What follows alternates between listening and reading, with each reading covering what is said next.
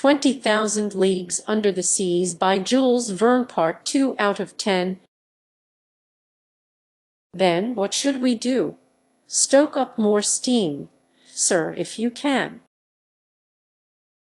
As for me, with your permission I will go perch on the bobstays under the bowsprit, and if we can get within a harpoon length, I will harpoon the brute. Go to it, Ned, Commander Farragut replied. Engineer, he called, keep the pressure mounting. Ned Land made his way to his post. The furnaces were urged into greater activity. Our propeller did 43 revolutions per minute, and steam shot from the valves.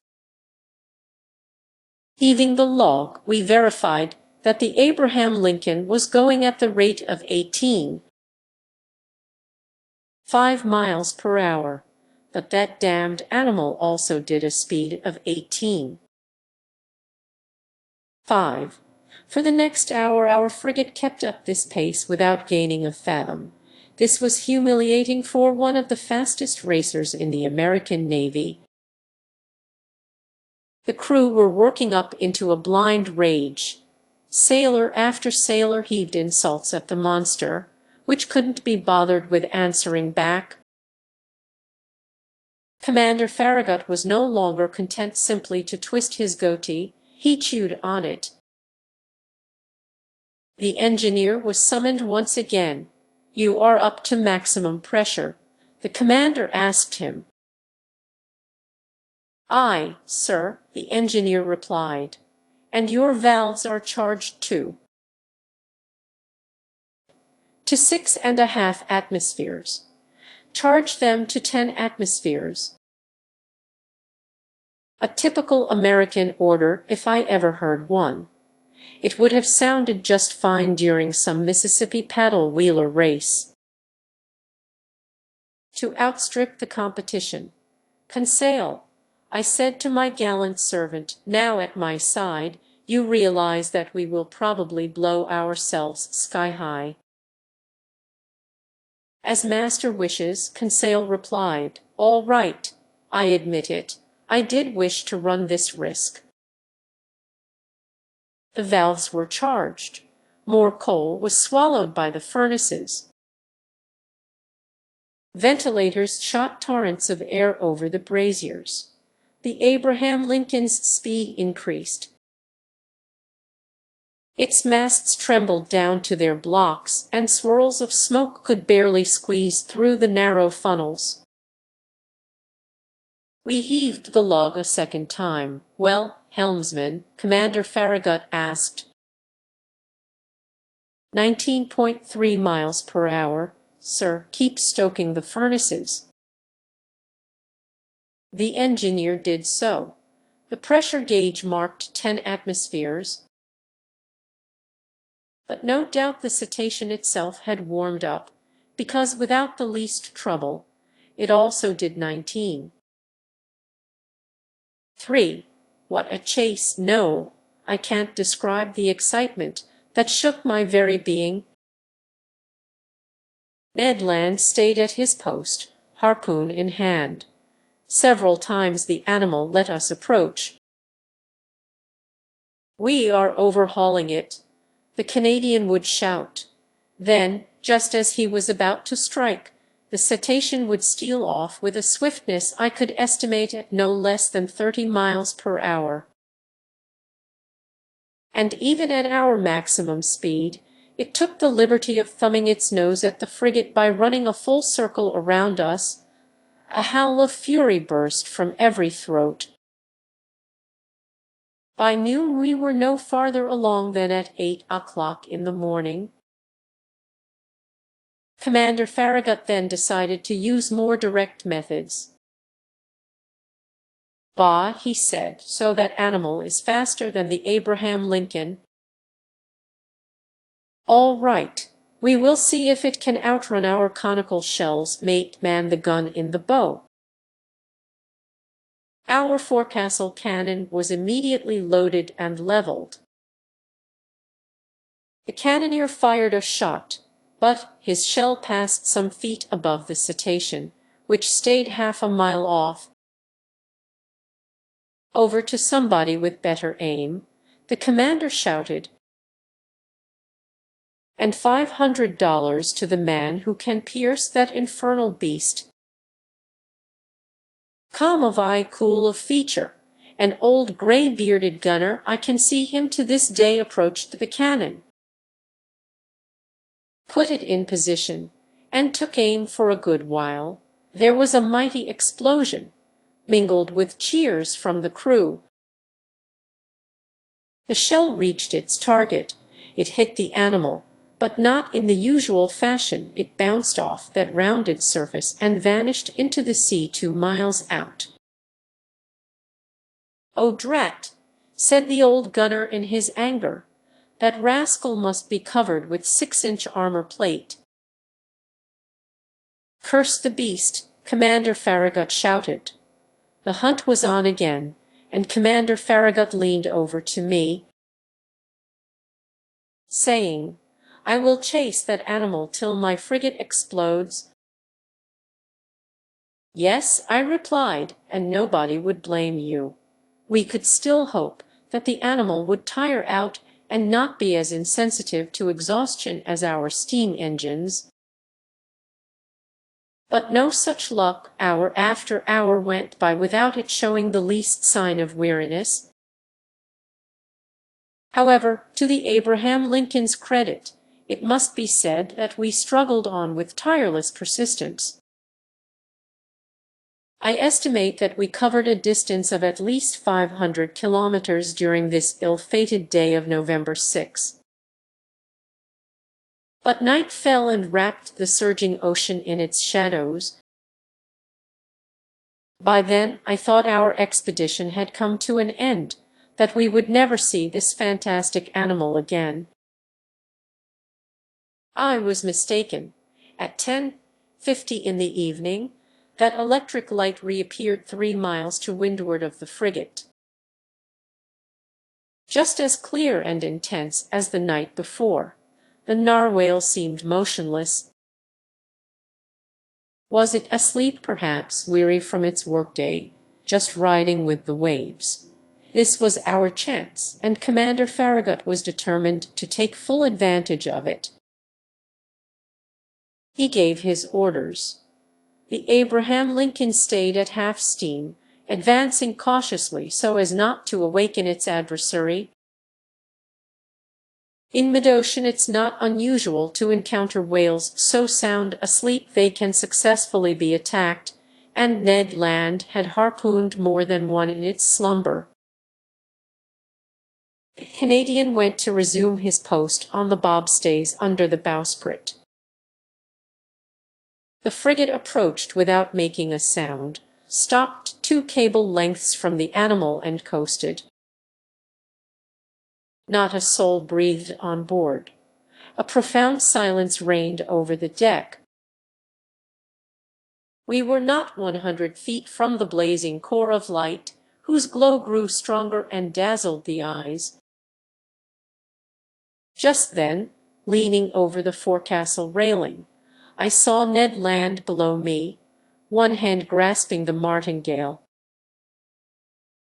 the other brandishing his dreadful harpoon. Barely 20 feet separated him from the motionless animal. All at once his arm shot forward and the harpoon was launched. I heard the weapon collide resonantly, as if it had hit some hard substance. The electric light suddenly went out, and 2 enormous waterspouts crashed onto the deck of the frigate. Racing like a torrent from stem to stern, toppling crewmen, breaking spare masts and yardarms from their lashings.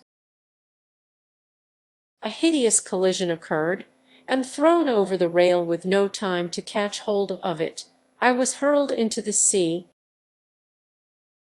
Chapter 7. A whale of unknown species. Although I was startled by this unexpected descent, I at least have a very clear recollection of my sensations during it. At first I was dragged about 20 feet under. I am a good swimmer, without claiming to equal such other authors as Byron and Edgar Allan Poe, who were master divers, and I didn't lose my head on the way down. With 2 vigorous kicks of the heel, I came back to the surface of the sea. My first concern was to look for the frigate. Had the crew seen me go overboard? Was the Abraham Lincoln tacking about? Would Commander Farragut put a longboat to sea? Could I hope to be rescued? The gloom was profound. I glimpsed a black mass disappearing eastward, where its running lights were fading out in the distance. It was the frigate. I felt I was done for. Help! Help! I shouted, swimming desperately toward the Abraham Lincoln. My clothes were weighing me down. The water glued them to my body. They were paralyzing my movements. I was sinking. I was suffocating. My mouth was filling with water. I struggled against being dragged into the depths. Suddenly my clothes were seized by energetic hands. I felt myself pulled abruptly back to the surface of the sea. And yes, I heard these words pronounced in my ear. If master would oblige me by leaning on my shoulder. Master will swim with much greater ease. With one hand I seized the arm of my loyal Conseil. You, I said, you. Myself, Conseil replied, and at master's command. That collision threw you overboard along with me. Not at all. But being in master's employ, I followed master. The fine lad thought this only natural. What about the frigate? I asked. The frigate, Conseil replied, rolling over on his back. I think master had best not depend on it to any great extent. What are you saying? I am saying that just as I jumped overboard, I heard the men at the helm shout, "Our propeller and rudder are smashed." Smashed. Yes, smashed by the monster's tusk. I believe it's the sole injury the Abraham Lincoln has sustained. But most inconveniently for us, the ship can no longer steer. Then we are done for. Perhaps, Conseil replied serenely. However, we still have a few hours before us, and in a few hours one can do a great many things. Conseil's unflappable composure cheered me up. I swam more vigorously, but hampered by clothes that were as restricting as a cloak made of lead. I was managing with only the greatest difficulty. Conseil noticed as much. Master will allow me to make an incision, he said, and he slipped an open clasp knife under my clothes, slitting them from top to bottom with one swift stroke. Then he briskly undressed me while I swam for us both. I then did Conseil the same favor, and we continued to navigate side by side. But our circumstances were no less dreadful. Perhaps they had seen us go overboard. And even if they had, the frigate being undone by its rudder couldn't return to leeward after us. So we could count only on its longboats. Conseil had coolly reasoned out this hypothesis and laid his plans accordingly. An amazing character, this boy in mid-ocean. This stoic lad seemed right at home. So, having concluded that our sole chance for salvation lay in being picked up by the Abraham Lincoln's longboats, We had to take steps to wait for them as long as possible. Consequently, I decided to divide our energies so we wouldn't both be worn out at the same time, and this was the arrangement, while one of us lay on his back, staying motionless with arms crossed and legs outstretched. The other would swim and propel his partner forward. This towing role was to last no longer than 10 minutes, and by relieving each other in this way, we could stay afloat for hours. Perhaps even until daybreak. Slim chance, but hope springs eternal in the human breast. Besides, there were two of us. Lastly, I can vouch as improbable as it seems that even if I had wanted to destroy all my illusions, even if I had been willing to give in to despair, I could not have done so. The cetacean had rammed our frigate at about 11 o'clock in the evening. I therefore calculated on 8 hours of swimming until sunrise. A strenuous task, but feasible, thanks to our relieving each other. The sea was pretty smooth and barely tired us. Sometimes I tried to peer through the dense gloom, which was broken only by the phosphorescent flickers coming from our movements. I stared at the luminous ripples breaking over my hands, shimmering sheets spattered with blotches of bluish gray. It seemed as if we should plunge into a pool of quicksilver. Near 1 o'clock in the morning, I was overcome with tremendous exhaustion. My limbs stiffened in the grip of intense cramps. Conseil had to keep me going, and attending to our self-preservation became his sole responsibility. I soon heard the poor lad gasping. His breathing became shallow and quick.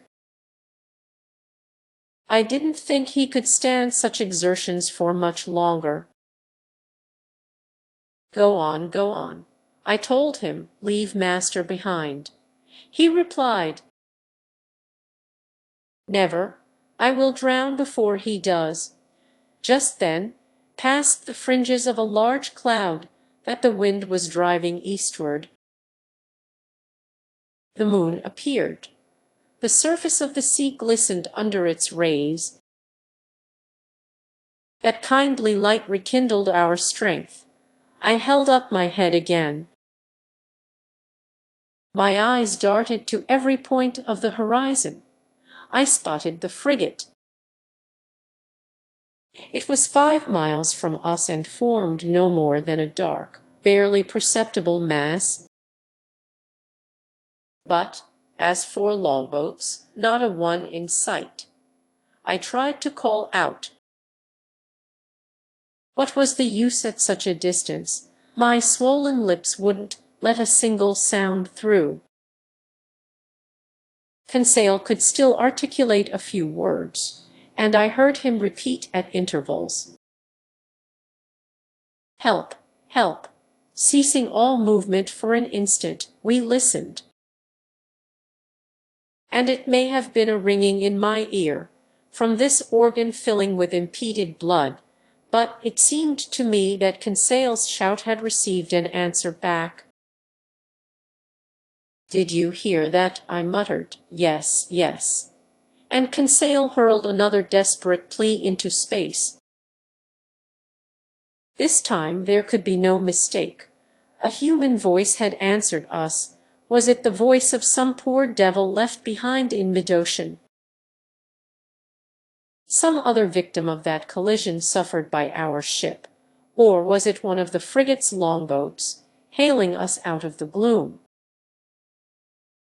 Conseil made one final effort, and bracing his hands on my shoulders, while I offered resistance with one supreme exertion, he raised himself half out of the water, then fell back exhausted. What did you see? I saw. He muttered, I saw.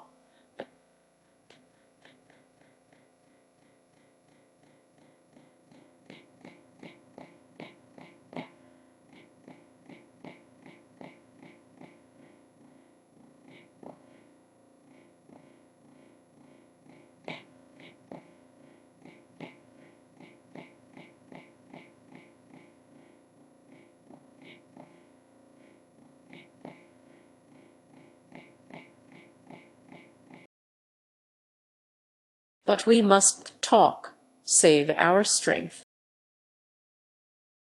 But even so, that voice, gone are the days when Jonas took refuge in the bellies of whales. Nevertheless, Conseil kept towing me. Sometimes he looked up, stared straight ahead, and shouted a request for directions, which was answered by a voice that was getting closer and closer.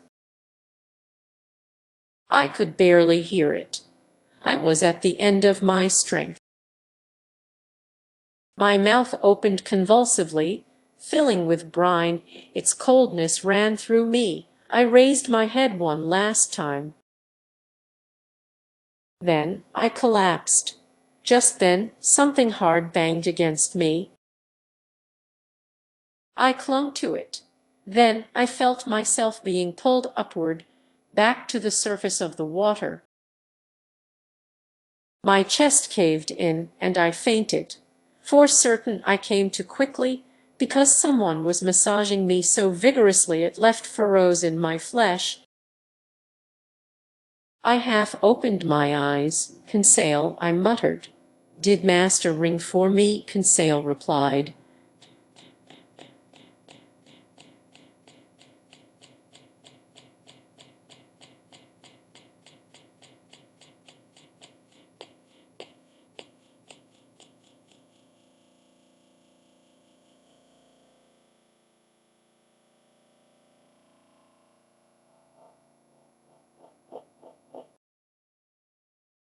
Just then, in the last light of a moon settling on the horizon, I spotted a face that wasn't Conseil's, but which I recognized at once. "Ned," I exclaimed in person. "Sir," and still after his prize, the Canadian replied, "You were thrown overboard after the frigate's collision." "Yes, Professor. But I was luckier than you, and right away I was able to set foot on this floating islet, or in other words, on our gigantic narwhale." "Explain yourself, Ned." "It's just that I soon realized why my harpoon got blunted and couldn't puncture its hide." "Why, Ned, why?" "Because, Professor, this beast is made of boilerplate steel." At this point in my story, I need to get a grip on myself. The Canadian's last words caused a sudden upheaval in my brain.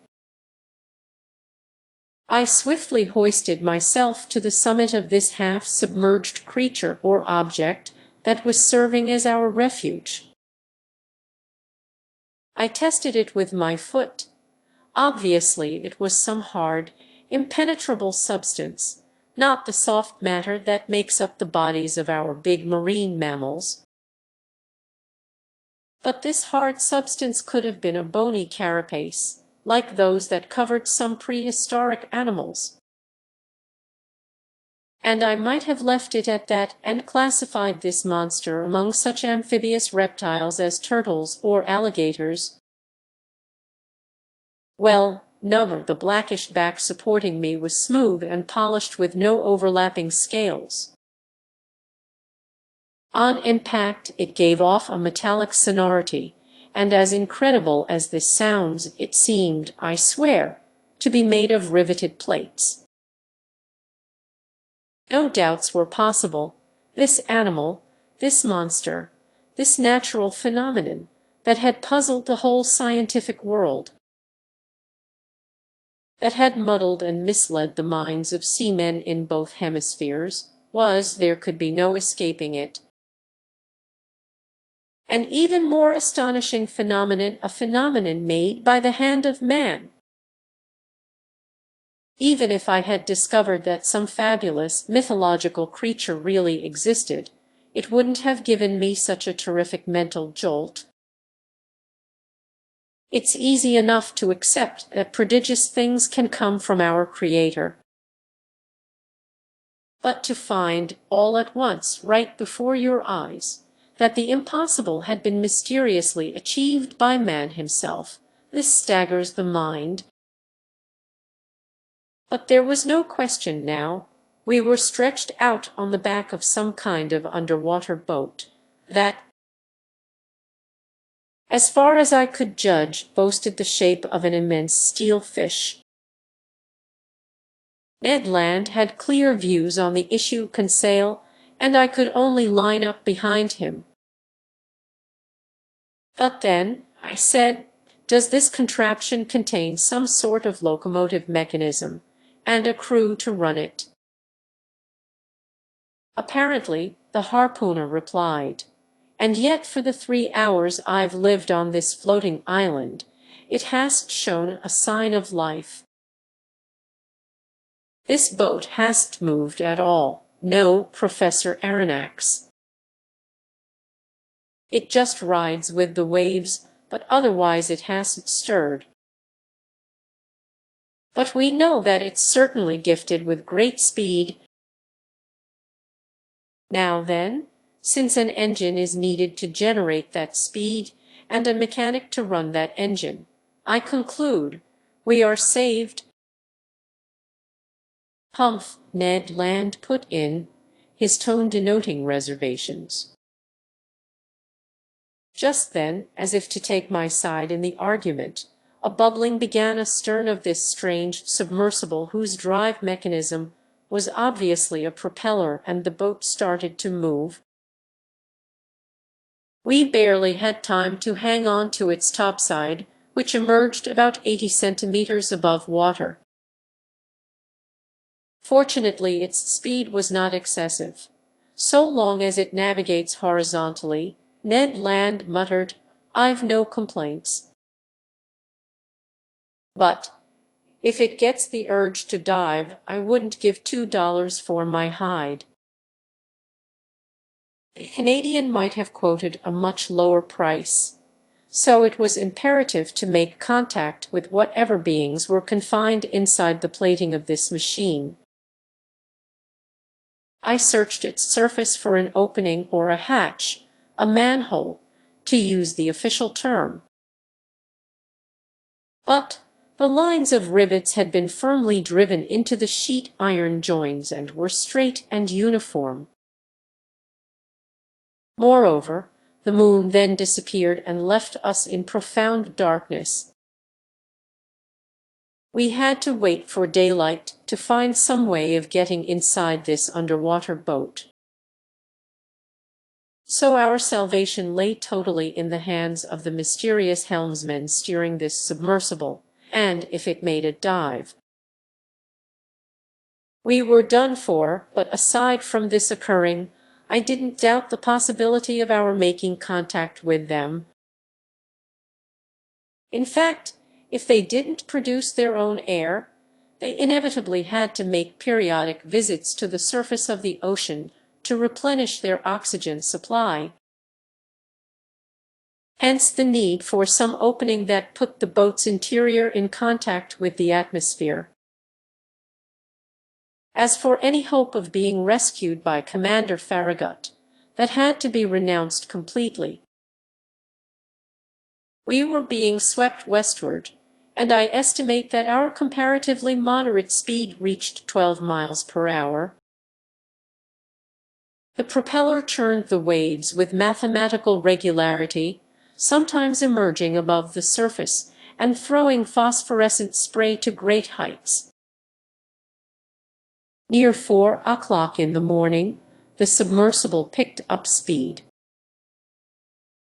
We could barely cope with this dizzying rush, and the waves battered us at close range. Fortunately, Ned's hands came across a big mooring ring fastened to the topside of this sheet iron back, and we all held on for dear life. Finally, this long night was over. My imperfect memories won't let me recall my every impression of it. A single detail comes back to me. Several times, during various lulls of wind and sea, I thought I heard indistinct sounds. a sort of elusive harmony produced by distant musical chords. What was the secret behind this underwater navigating, whose explanation the whole world had sought in vain? What beings lived inside this strange boat? What mechanical force allowed it to move about with such prodigious speed? Daylight appeared. The morning mists surrounded us, but they soon broke up. I was about to proceed with a careful examination of the hull, whose topside formed a sort of horizontal platform, when I felt it sinking little by little. "Oh, damnation!" Ned Land shouted, stamping his foot on the resonant sheet iron. "Open up there, you antisocial navigators!" But it was difficult to make yourself heard above the deafening beats of the propeller. Fortunately, this submerging movement stopped. From inside the boat, there suddenly came noises of iron fastenings pushed roughly aside. One of the steel plates flew up. A man appeared, gave a bizarre yell, and instantly disappeared. A few moments later, 8 strapping fellows appeared silently, their faces like masks, and dragged us down into their fearsome machine. Chapter 8. Mobiles in Mobile.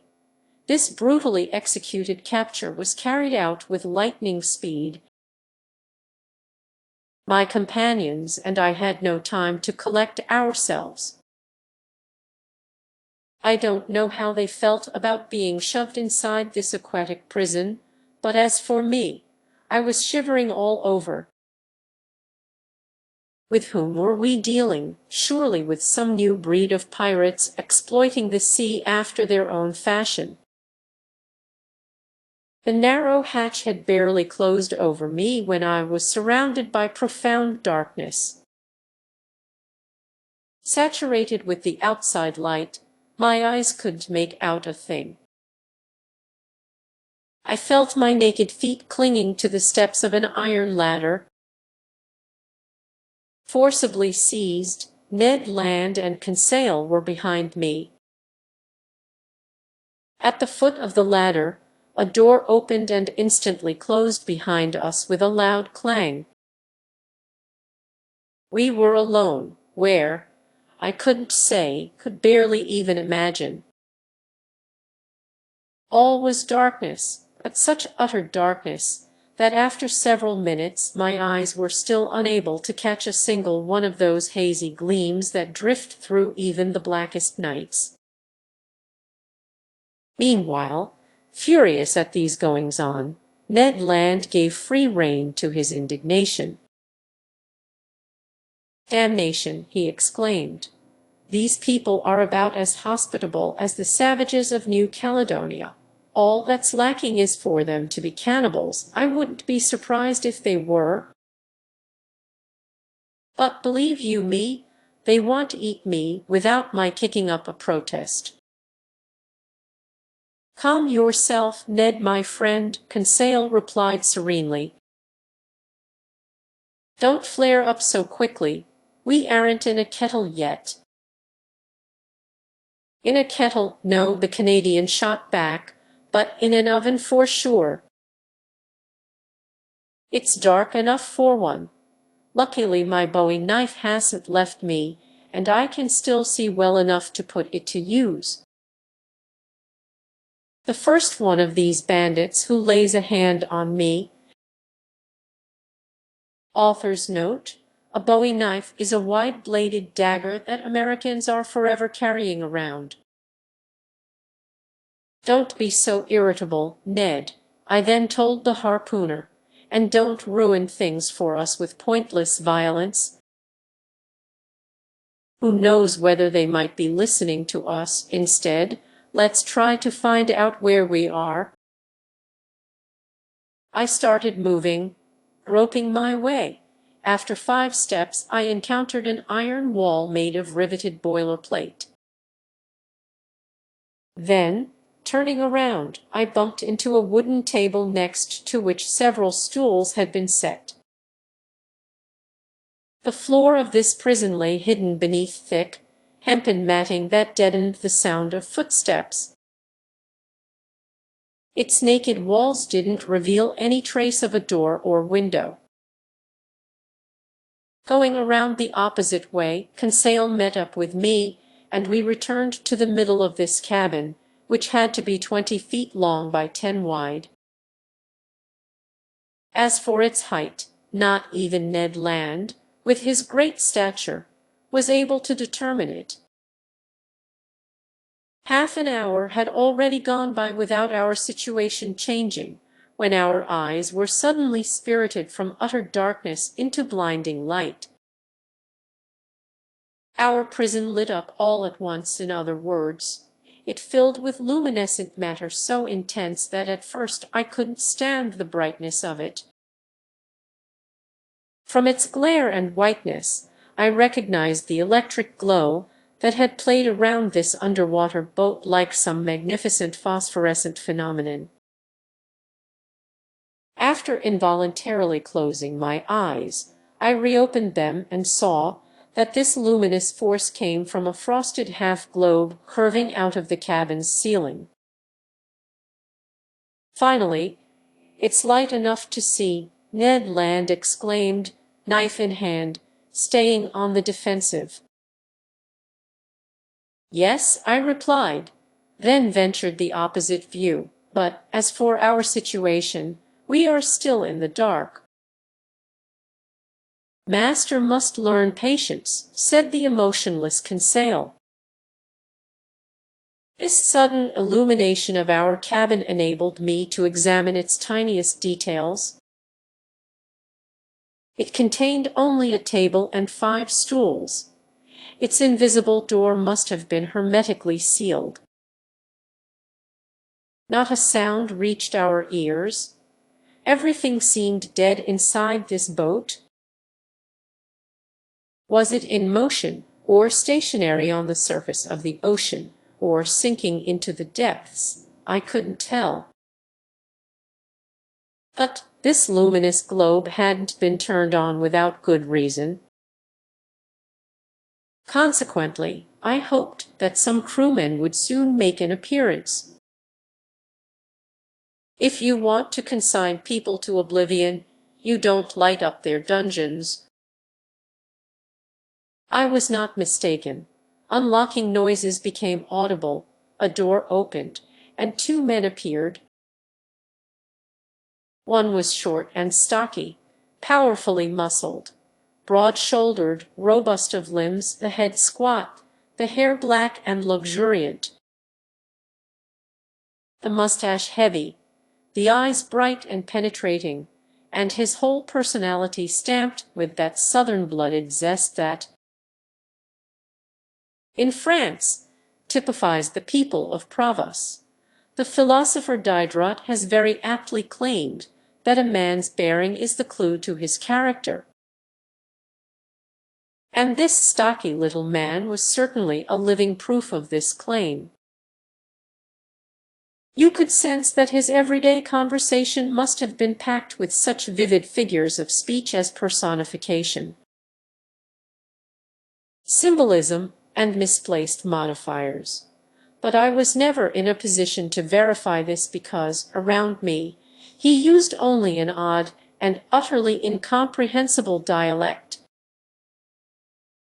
The second stranger deserves a more detailed description. A disciple of such character-judging anatomists as Gratiolet or Engel could have read this man's features like an open book. Without hesitation, I identified his dominant qualities: self-confidence, since his head reared like a nobleman's above the arc formed by the lines of his shoulders, and his black eyes gazed with icy assurance; calmness, since his skin, pale rather than ruddy, indicated tranquility of blood; energy, shown by the swiftly knitting muscles of his brow; and finally courage, since his deep breathing denoted tremendous reserves of vitality. I might add that this was a man of great pride, that his calm, firm gaze seemed to reflect thinking on an elevated plane, and that the harmony of his facial expressions and bodily movements resulted in an overall effect of unquestionable candor according to the findings of physiognomists, those analysts of facial character. I felt involuntarily reassured in his presence, and this boded well for our interview. Whether this individual was 35 or 50 years of age, I could not precisely state. He was tall, his forehead broad, his nose straight, his mouth clearly etched, his teeth magnificent, his hands refined, tapered, and, to use a word from palmistry, highly psychic, in other words, worthy of serving a lofty and passionate spirit. This man was certainly the most wonderful physical specimen I had ever encountered. One unusual detail: his eyes were spaced a little far from each other and could instantly take in nearly a quarter of the horizon. This ability, as I later verified, was strengthened by a range of vision even greater than Ned Land's. When this stranger focused his gaze on an object, his eyebrow lines gathered into a frown, his heavy eyelids closed around his pupils to contract his huge field of vision. And he looked, what a look, as if he could magnify objects shrinking into the distance, as if he could probe your very soul, as if he could pierce those sheets of water so opaque to our eyes and scan the deepest seas. Wearing caps made of sea otter fur, and shod in sealskin fishing boots, these two strangers were dressed in clothing made from some unique fabric that flattered the figure and allowed great freedom of movement. The taller of the two, apparently the leader on board, examined us with the greatest care but without pronouncing a word. Then, turning to his companion, he conversed with him in a language I didn't recognize. It was a sonorous, harmonious, flexible dialect whose vowels seemed to undergo a highly varied accentuation. The other replied with a shake of the head, and added 2 or 3 utterly incomprehensible words. Then he seemed to question me directly with a long stare. I replied in clear French that I wasn't familiar with his language, but he didn't seem to understand me. And the situation grew rather baffling. Still, Master should tell our story, Conseil said to me. Perhaps these gentlemen will grasp a few words of it. I tried again, telling the tale of our adventures, clearly articulating my every syllable, and not leaving out a single detail. I stated our names and titles. Then, in order, I introduced Professor Aronnax, his manservant Conseil, and Mr. Ned Land, harpooner. The man with calm, gentle eyes listened to me serenely, even courteously, and paid remarkable attention. But nothing in his facial expression indicated that he understood my story. When I finished, he didn't pronounce a single word.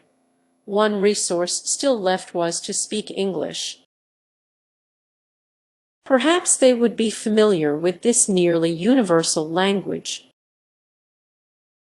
But I only knew it, as I did the German language, well enough to read it fluently, not well enough to speak it correctly. Here, however, our overriding need was to make ourselves understood. "Come on, it's your turn," I told the harpooner. "Over to you, Mr. Land. Pull out of your bag of tricks the best English ever spoken by an Anglo-Saxon, and try for a more favorable result than mine." Ned needed no persuading and started our story all over again, most of which I could follow. Its content was the same, but the form differed. Carried away by his volatile temperament, the Canadian put great animation into it. He complained vehemently about being imprisoned in defiance of his civil rights, asked by virtue of which law he was hereby detained,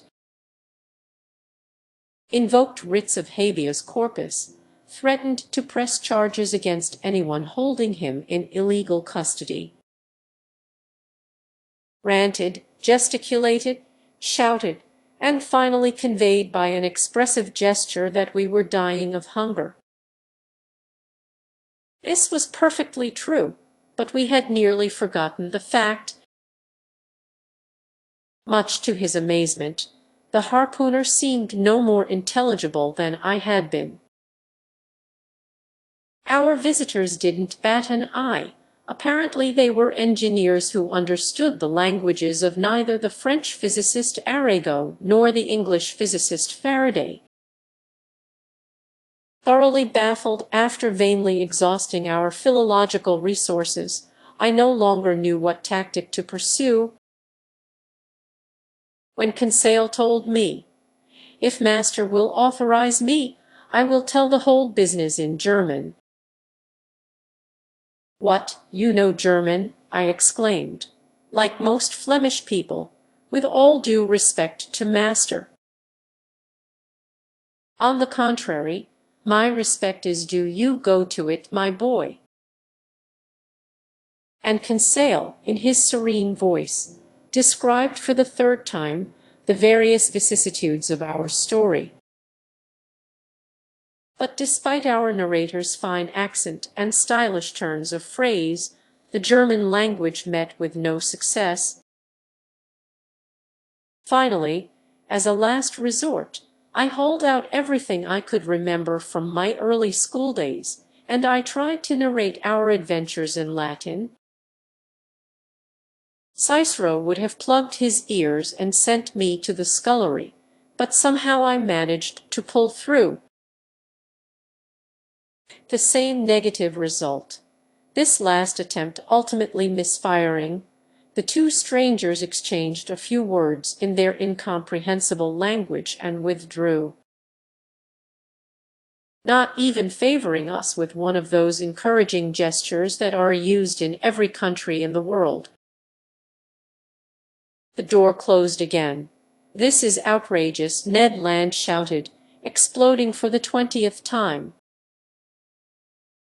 "I ask you, we speak French, English, German, and Latin to these rogues, and neither of them has the decency to even answer back."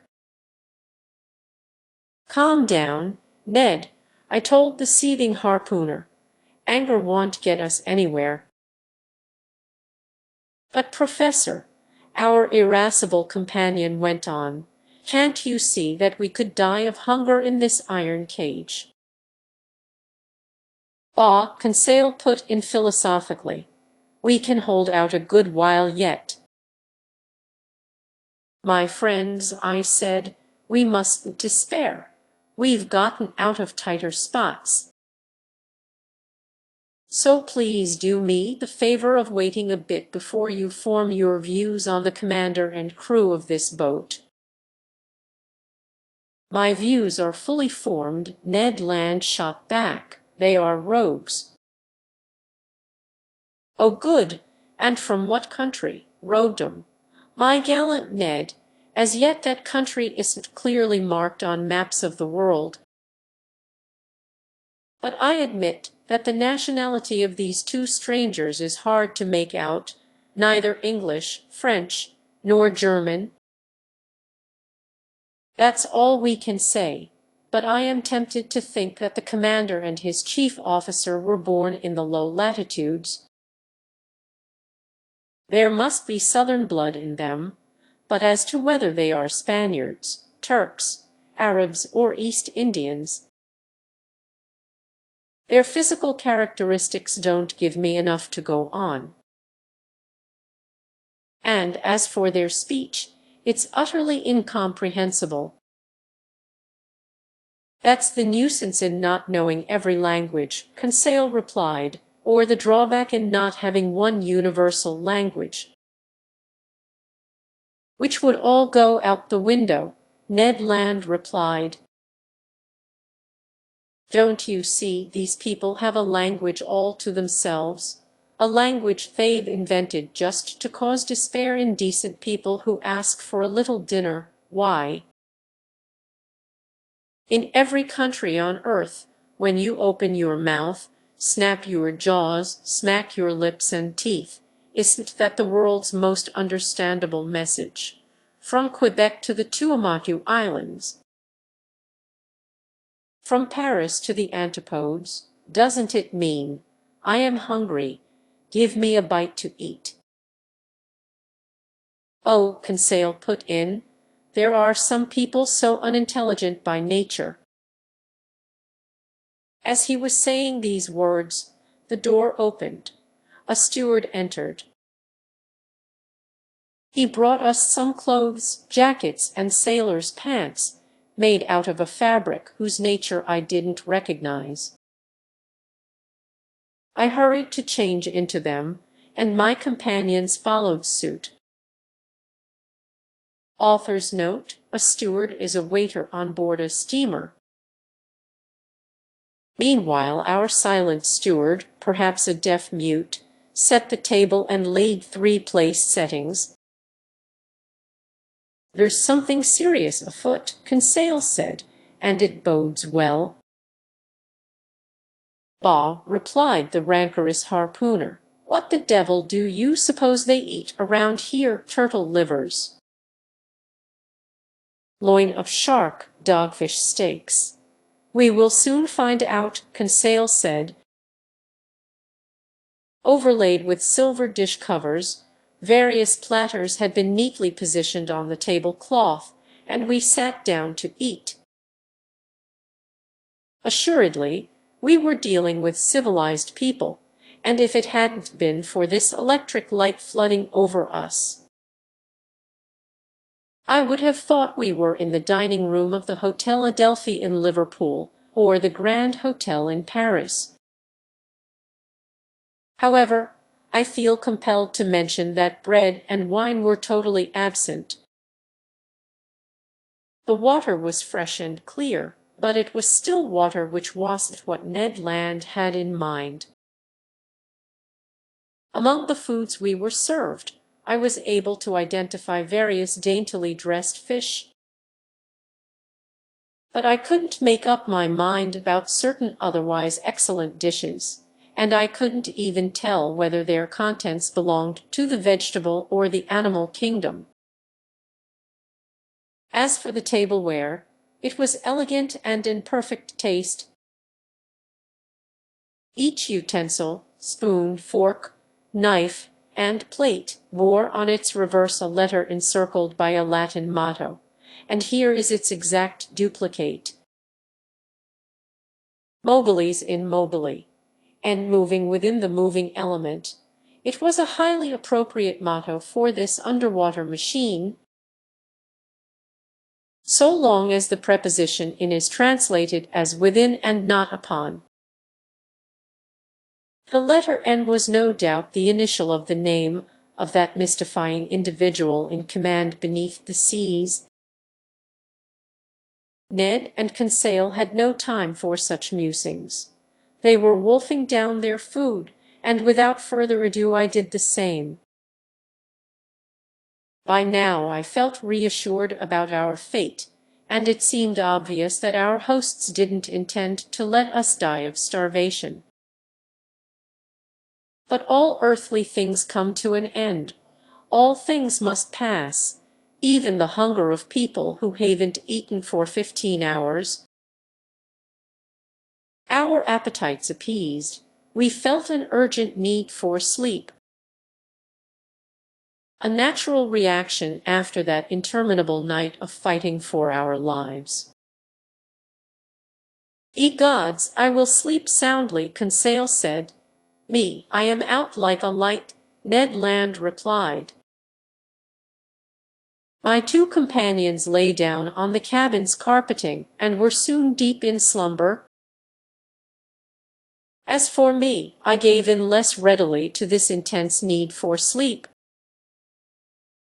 Too many thoughts had piled up in my mind, too many insoluble questions had arisen, too many images were keeping my eyelids open.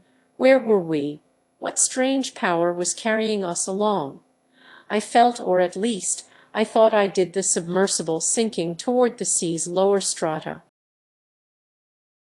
Intense nightmares besieged me. In these mysterious marine sanctuaries, I envisioned hosts of unknown animals, and this underwater boat seemed to be a blood relation of theirs, living, breathing, just as fearsome.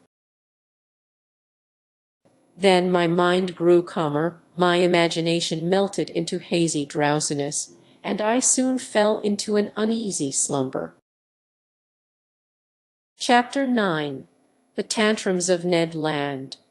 I have no idea how long this slumber lasted,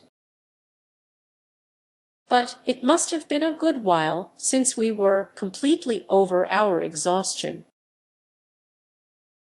I was the first one to wake up. My companions weren't yet stirring and still lay in their corners like inanimate objects. I had barely gotten up from my passably hard mattress when I felt my mind clear, my brain go on the alert.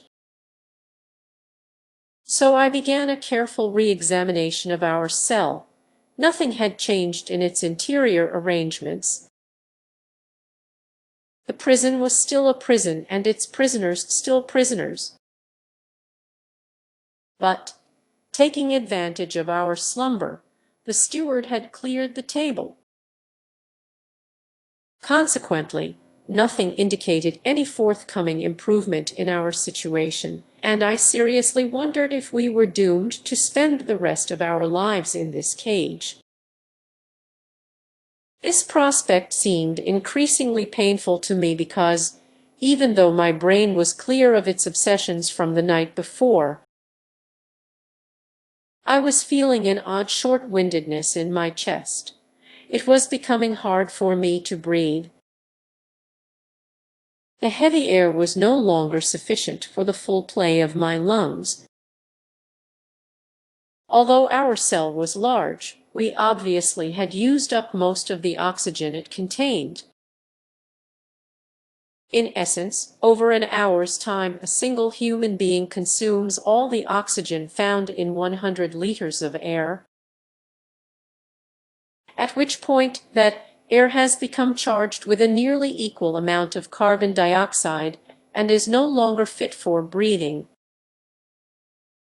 So it was now urgent to renew the air in our prison, and no doubt the air in this whole underwater boat as well.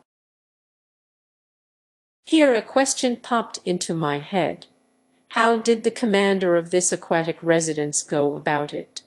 Did he obtain air using chemical methods, releasing the oxygen contained in potassium chlorate by heating it, meanwhile absorbing the carbon dioxide with potassium hydroxide? If so, he would have to keep up some kind of relationship with the shore to come by the materials needed for such an operation. Did he simply limit himself to storing the air in high-pressure tanks and then dispense it according to his crew's needs? Perhaps. Or, proceeding in a more convenient, more economical, and consequently more probable fashion, was he satisfied with merely returning to breathe at the surface of the water like a cetacean, renewing his oxygen supply every 24 hours? In any event, whatever his method was, it seemed prudent to me that he used this method without delay. In fact, I had already resorted to speeding up my inhalations in order to extract from the cell what little oxygen it contained, when suddenly I was refreshed by a current of clean air, scented with a salty aroma. It had to be a sea breeze, life-giving and charged with iodine. I opened my mouth wide, and my lungs glutted themselves on the fresh particles. At the same time, I felt a swaying, a rolling of moderate magnitude, but definitely noticeable. This boat, this sheet iron monster, had obviously just risen to the surface of the ocean, there to breathe in good whale fashion. So the ship's mode of ventilation was finally established. When I had absorbed a chestful of this clean air, I looked for the conduit, the air carrier, if you prefer, that allowed this beneficial influx to reach us. And I soon found it. Above the door opened an air vent that let in a fresh current of oxygen, renewing the thin air in our cell. I had gotten to this point in my observations when Ned and Conseil woke up almost simultaneously, under the influence of this reviving air purification. They rubbed their eyes, stretched their arms, and sprang to their feet. "Did Master sleep well?" Conseil asked me with his perennial good manners. "Extremely well, my gallant lad," I replied. "And how about you, Mr. Ned Land?" "Like a log, Professor. But I must be imagining things, because it seems like I am breathing a sea breeze." A seaman couldn't be wrong on this topic, and I told the Canadian what had gone on while he slept. "Good," he said. "That explains perfectly all that bellowing we heard when our so-called narwhale lay in sight of the Abraham Lincoln." "Perfectly, Mr. Land. It was catching its breath." "Unless maybe it's dinner time." "Dinner time, my fine harpooner. I should say at least breakfast time, because we've certainly woken up to a new day." "Which indicates," Conseil replied, "that we've spent 24 hours in slumber." "That's my assessment," I replied.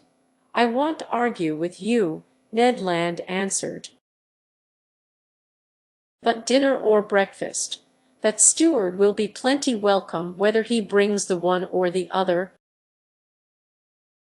"The one and the other," Conseil said.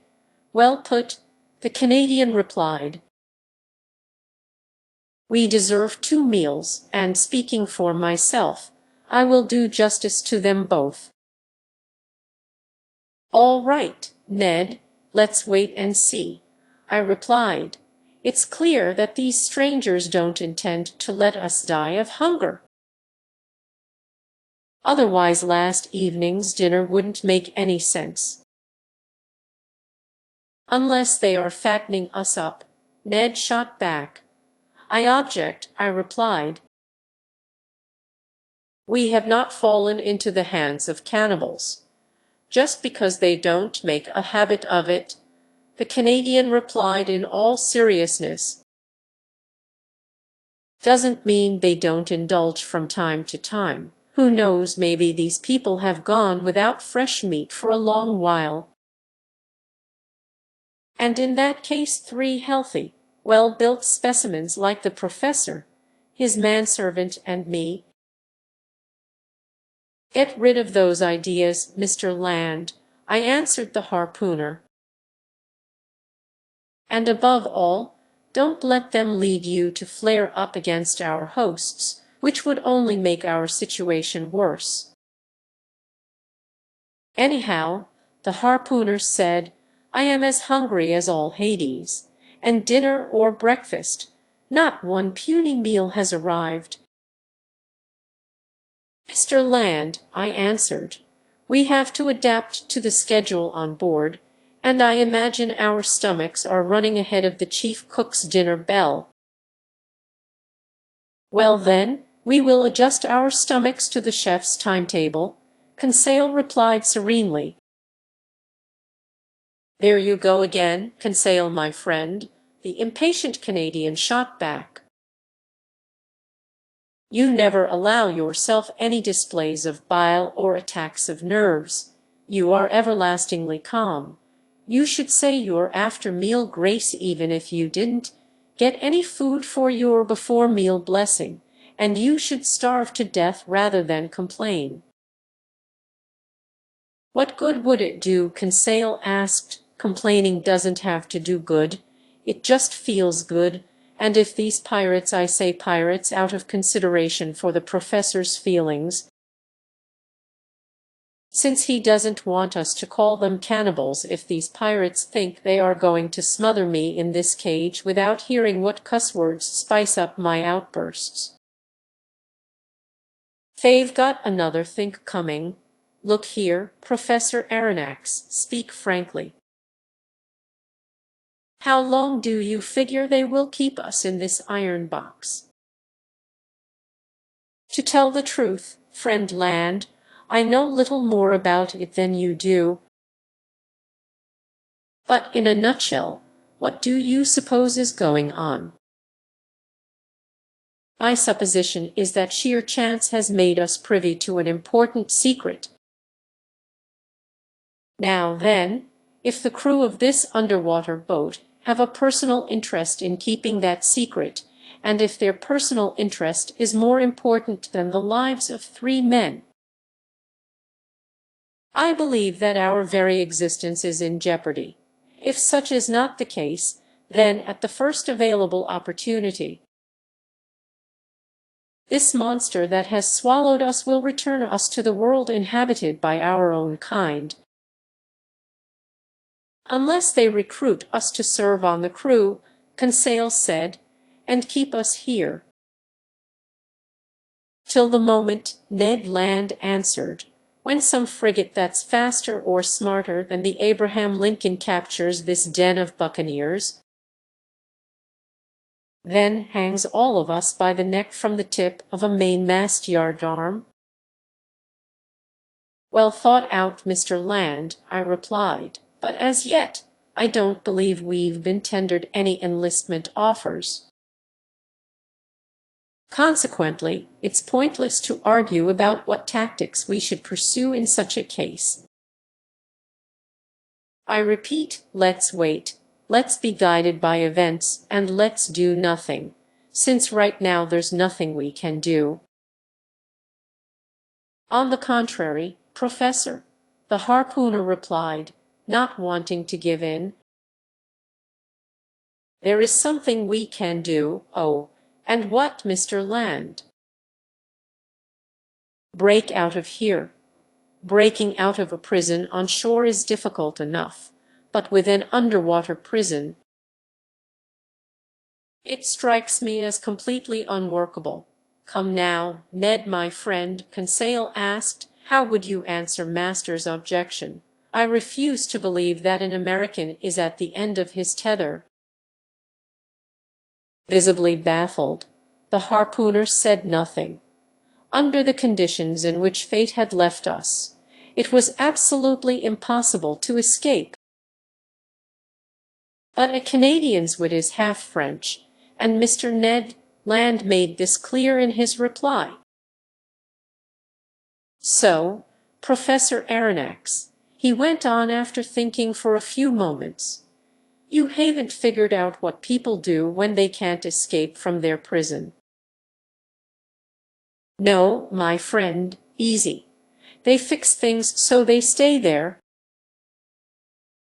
Of course, Conseil put in, since we are deep in the ocean, being inside this boat is vastly preferable to being above it or below it. But we fix things by kicking out all the jailers, guards, and wardens, Ned Land added. What's this, Ned? I asked. You should seriously consider taking over this craft. Very seriously, the Canadian replied. It's impossible. And why is that, sir? Some promising opportunity might come up. If there are only about 20 men on board this machine, I don't think they can stave off 2 Frenchmen and a Canadian.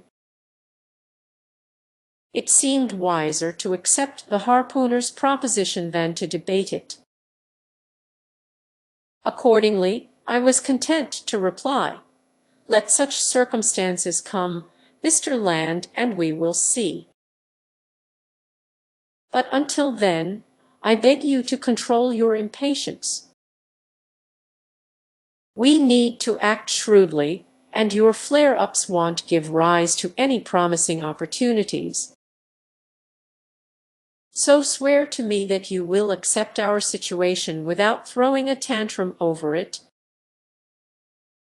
"I give you my word, Professor," Ned Land replied in an unenthusiastic tone.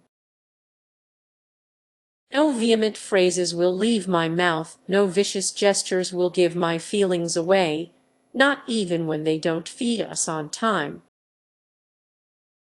"I have your word, Ned," I answered the Canadian. Then our conversation petered out, and each of us withdrew into his own thoughts. For my part, despite the harpooner's confident talk, I admit that I entertained no illusions. I had no faith in those promising opportunities that Ned Land mentioned. To operate with such efficiency, this underwater boat had to have a sizable crew, so if it came to a physical contest, we would be facing an overwhelming opponent. Besides, before we could do anything, we had to be free, and that we definitely were not. I didn't see any way out of this sheet iron, hermetically sealed cell. And if the strange commander of this boat did have a secret to keep, which seemed rather likely, he would never give us freedom of movement aboard his vessel. Now then, would he resort to violence in order to be rid of us? Or would he drop us off one day on some remote coast? There lay the unknown. All these hypotheses seemed extremely plausible to me, and to hope for freedom through use of force, you had to be a harpooner. I realized, moreover, that Ned Land's brooding was getting him madder by the minute. Little by little, I heard those aforesaid cuss-words welling up in the depths of his gullet, and I saw his movements turn threatening again. He stood up, pacing in circles like a wild beast in a cage. Meanwhile, the hours passed, our hunger nagged unmercifully, and this time the steward did not appear, which amounted to forgetting our castaway status for much too long, if they really had good intentions toward us. Tortured by the growling of his well-built stomach, Ned Land was getting more and more riled, and despite his word of honor, I was in real dread of an explosion when he stood in the presence of one of the men on board. For 2 more hours Ned Land's rage increased. The Canadian shouted and pleaded, but to no avail. The sheet iron walls were deaf. I didn't hear a single sound inside this dead-seeming boat. The vessel hadn't stirred, because I obviously would have felt its hull vibrating under the influence of the propeller. It had undoubtedly sunk into the watery deep, and no longer belonged to the outside world. All this dismal silence was terrifying. As for our neglect, our isolation in the depths of this cell, I was afraid to guess at how long it might last. Little by little, hopes I had entertained after our interview with the ship's commander were fading away. The gentleness of the man's gaze, the generosity expressed in his facial features, the nobility of his bearing, all vanished from my memory.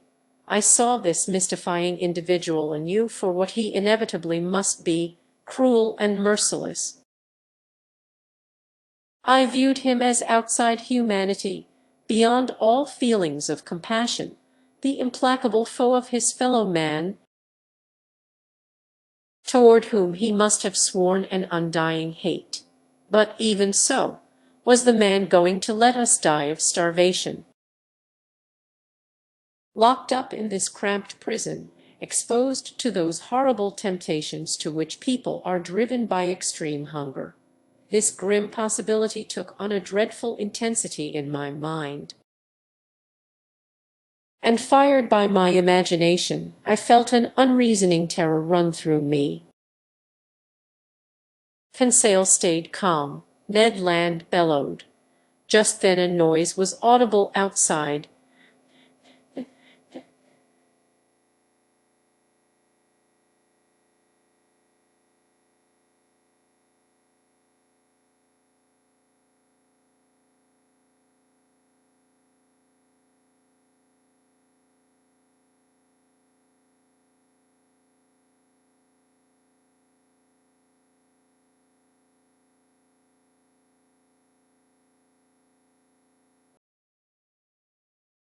Footsteps rang on the metal tiling. The locks were turned. The door opened. The steward appeared. Before I could make a single movement to prevent him, the Canadian rushed at the poor man, threw him down, held him by the throat. The steward was choking in the grip of those powerful hands. Conseil was already trying to loosen the harpooner's hands from his half-suffocated victim, and I had gone to join in the rescue,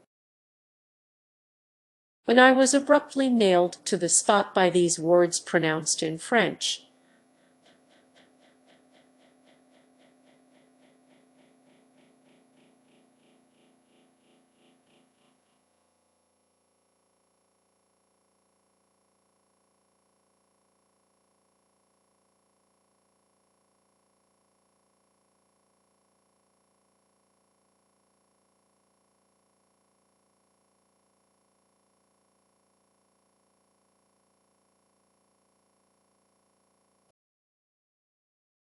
"Calm down, Mr. Land, and you, Professor, kindly listen to me."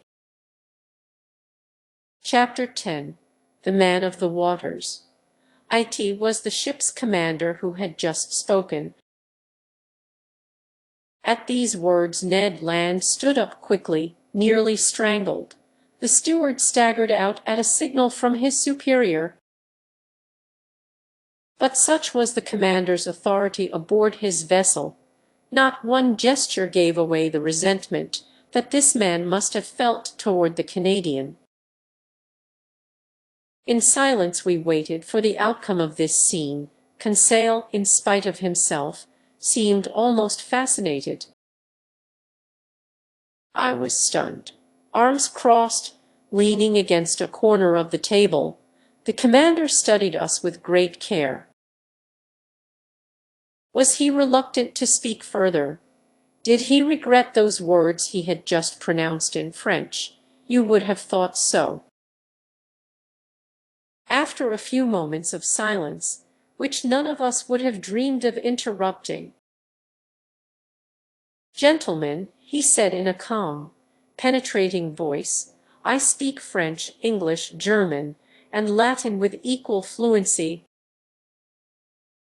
Hence, I could have answered you as early as our initial interview, but first I wanted to make your acquaintance and then think things over. Your four versions of the same narrative, perfectly consistent by and large, established your personal identities for me. I now know that sheer chance has placed in my presence Professor Pierre Aronnax, specialist in natural history, at the Paris Museum and entrusted with a scientific mission abroad. His manservant Conseil, and Ned Land, a harpooner of Canadian origin aboard the Abraham Lincoln, a frigate in the National Navy of the United States of America. I bowed in agreement. The commander had put a question to me, so no answer was called for. This man expressed himself with perfect ease and without a trace of an accent. His phrasing was clear, his words well chosen, his facility in elocution remarkable. And yet, to me, he didn't have the feel of a fellow countryman. He went on with the conversation as follows. "No doubt, sir, you felt that I waited rather too long before paying you this second visit.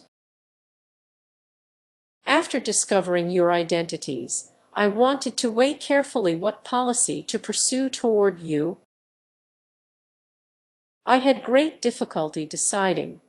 Some extremely inconvenient circumstances have brought you into the presence of a man who has cut himself off from humanity. Your coming has disrupted my whole existence. Unintentionally, I said.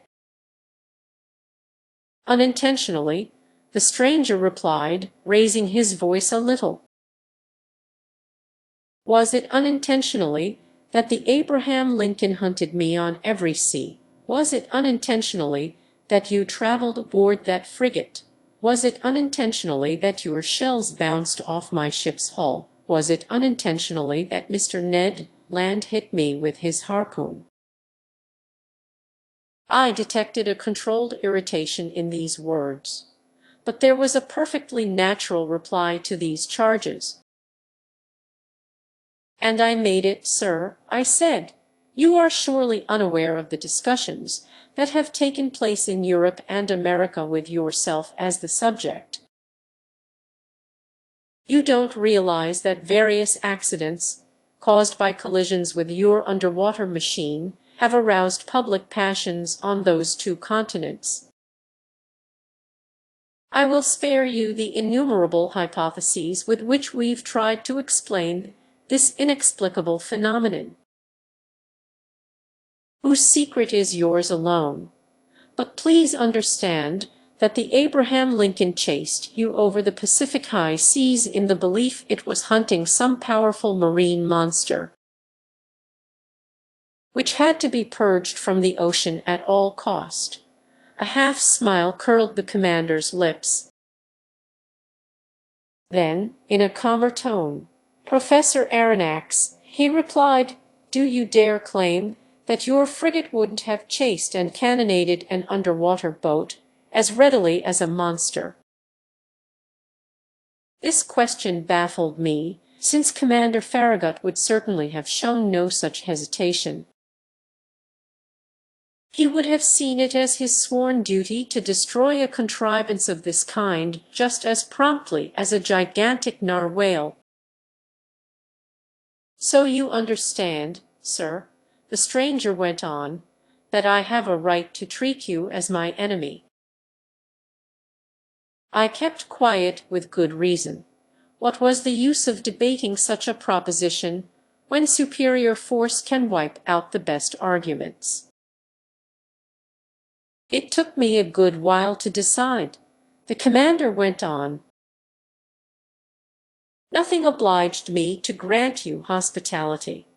If I were to part company with you, I should have no personal interest in ever seeing you again.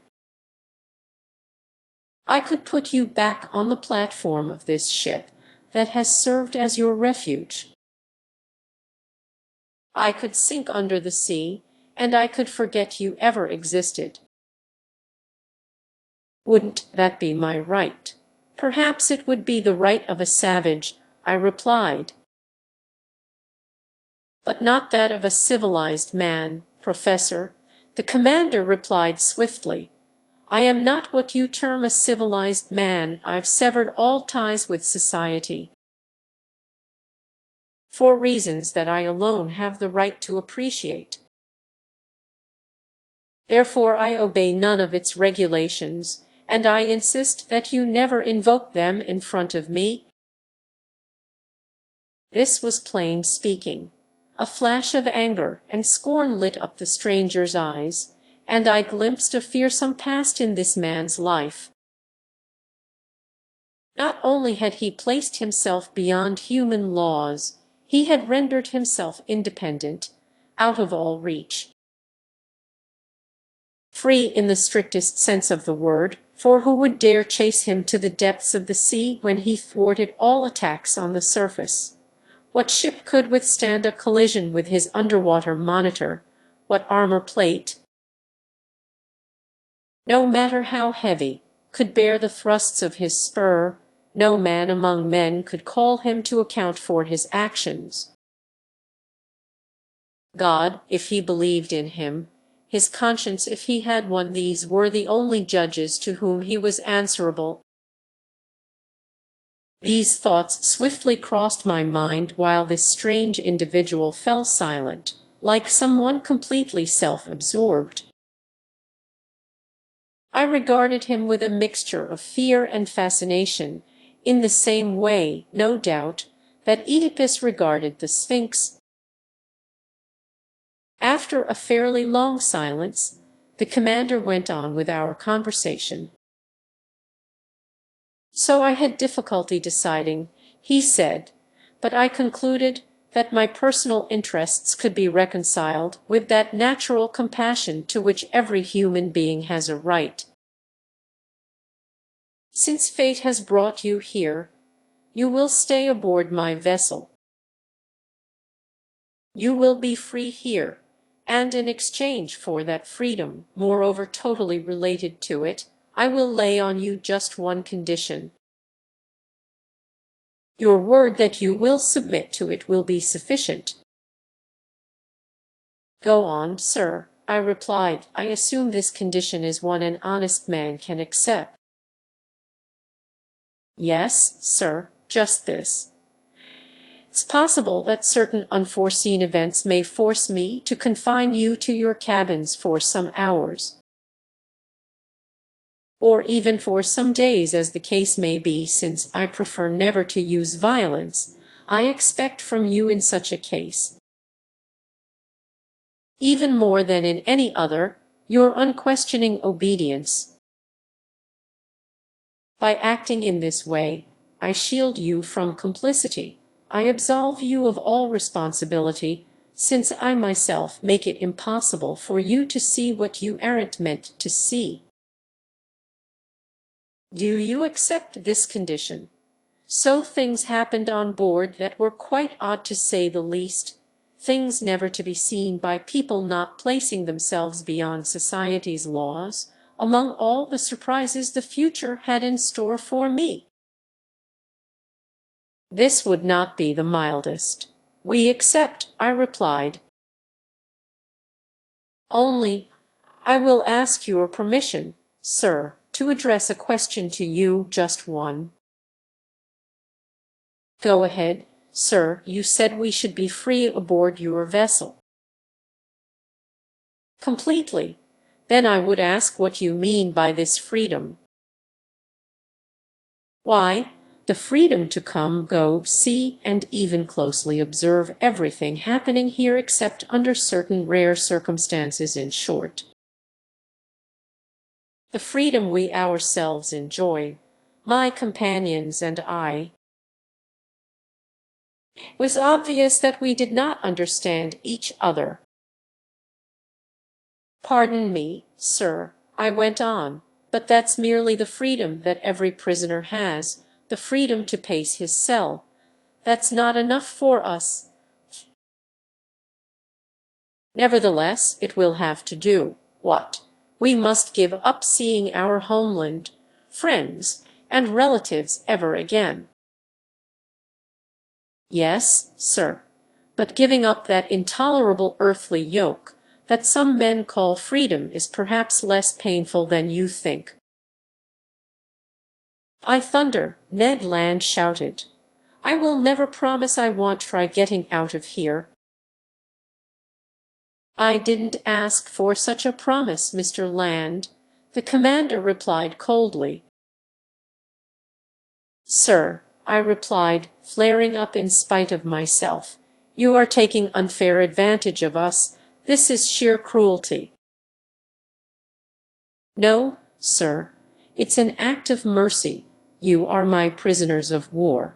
I've cared for you when, with a single word, I could plunge you back into the ocean depths. You attacked me, you've just stumbled on a secret no living man must probe. The secret of my entire existence. Do you think I will send you back to a world that must know nothing more of me? Never, by keeping you on board. It isn't you whom I care for, it's me. These words indicated that the commander pursued a policy impervious to arguments. Then, sir, I went on, you give us, quite simply, a choice between life and death. Quite simply, my friends, I said, to a question couched in these terms, our answer can be taken for granted. But no solemn promises bind us to the commander of this vessel. None, sir, the stranger replied. Then, in a gentler voice, he went on. Now, allow me to finish what I have to tell you. I've heard of you, Professor Aronnax. You, if not your companions, won't perhaps complain too much about the stroke of fate that has brought us together. Among the books that make up my favorite reading, you will find the work you've published on the great ocean depths. I've pored over it. You've taken your studies as far as terrestrial science can go. But you don't know everything because you haven't seen everything. Let me tell you, Professor, you won't regret the time you spend aboard my vessel. You are going to voyage through a land of wonders. Stunned amazement will probably be your habitual state of mind. It will be a long while before you tire of the sights constantly before your eyes. I am going to make another underwater tour of the world, perhaps my last, who knows? And I will review everything I've studied in the depths of these seas that I've crossed so often. And you can be my fellow student. Starting this very day, you will enter a new element. You will see what no human being has ever seen before since my men and I no longer count, and thanks to me. You are going to learn the ultimate secrets of our planet. I can't deny it. The commander's words had a tremendous effect on me.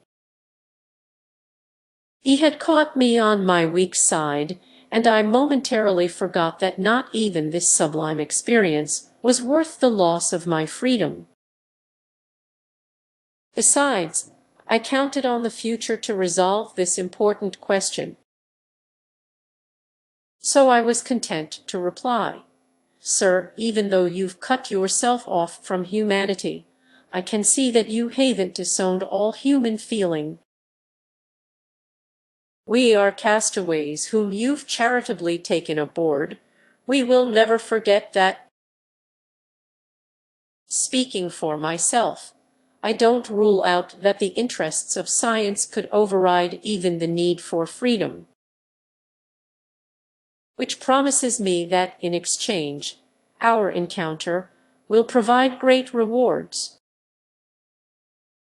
I thought the commander would offer me his hand to seal our agreement. He did nothing of the sort. I regretted that. One last question, I said, just as this inexplicable being seemed ready to withdraw. Ask it, Professor. By what name am I to call you? Sir, the commander replied, to you I am simply Captain Nemo. To me, you and your companions are simply passengers on the Nautilus. Latin, Nemo means no one, and Captain Nemo called out. A steward appeared. The captain gave him his orders in that strange language I couldn't even identify. Then, turning to the Canadian and Conseil, "A meal is waiting for you in your cabin," he told them. Kindly follow this man. That's an offer I can't refuse, the harpooner replied. After being confined for over 30 hours, he and Conseil were finally out of this cell. And now, Professor Aronnax, our own breakfast is ready. Allow me to lead the way, yours to command, Captain. I followed Captain Nemo, and as soon as I passed through the doorway, I went down a kind of electrically lit passageway that resembled a gangway on a ship. After a stretch of some 10 meters, a second door opened before me.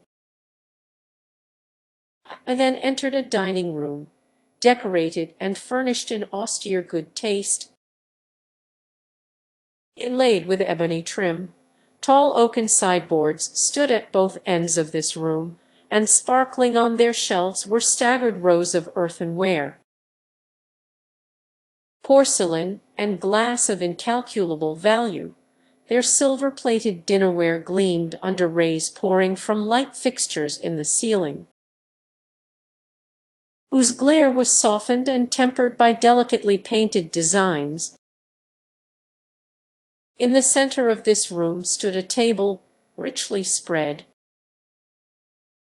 Captain Nemo indicated the place I was to occupy. Be seated, he told me, and eat like the famished man you must be.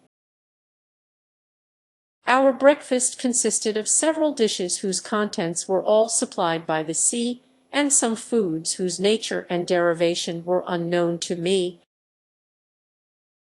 They were good, I admit, but with a peculiar flavor to which I would soon grow accustomed.